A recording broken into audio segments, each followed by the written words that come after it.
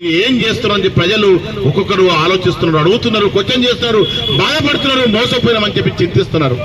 మరి తెలంగాణకు కూడా రాబోయే రోజుల్లో బీజేపీ మాత్రమే శరణ్యం.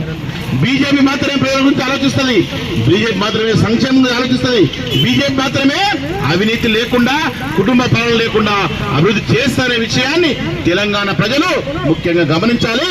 ముఖ్యంగా కొల్లాపూర్ వాళ్ళు నిద్ర మత్తులో ఎలక్షన్ లో 20 ఏళ్లు చూసినటువంటి శనిని మళ్ళీ గెలిపించుకున్నాం. ఎందుకు గెలిపించుకున్నాం రా బాబు అని బాధపడుతున్నాం. ఈ బాధ పోవాలి అంటే ఒక్కసారి బీజేపీ వైపు నిలబడాల్సిన అవసరం ఉంది. అభివృద్ధి అంటే బీజేపీని తెలియాలి. ఎందుకు వేస్తున్నాం, ఎందుకు గెలిపిస్తున్నాం అనే విషయాన్ని మనం ఒక్కసారి ఆలోచించాలి.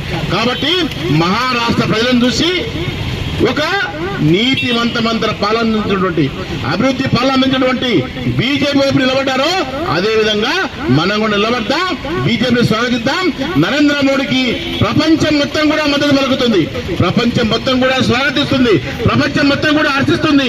అలాంటి నరేంద్ర మోడీ నాయకత్వంలో ఉన్న భారతీయ జనతా పార్టీకి కొల్లాపూర్ ప్రజలు, కొల్లాపూర్ కాన్స్టిట్యూన్సీ ప్రజలు, కొల్లాపూర్ నగర ప్రజలు ఒక్కసారి బీజేపీకి, ఒక్కసారి నరేంద్ర మోడీకి అండగా నిలబడే సమయం వచ్చింది. కాబట్టి రాబోయే ఎలక్షన్ ఏమున్నా కూడా బీజేపీని స్వాగతిస్తాం.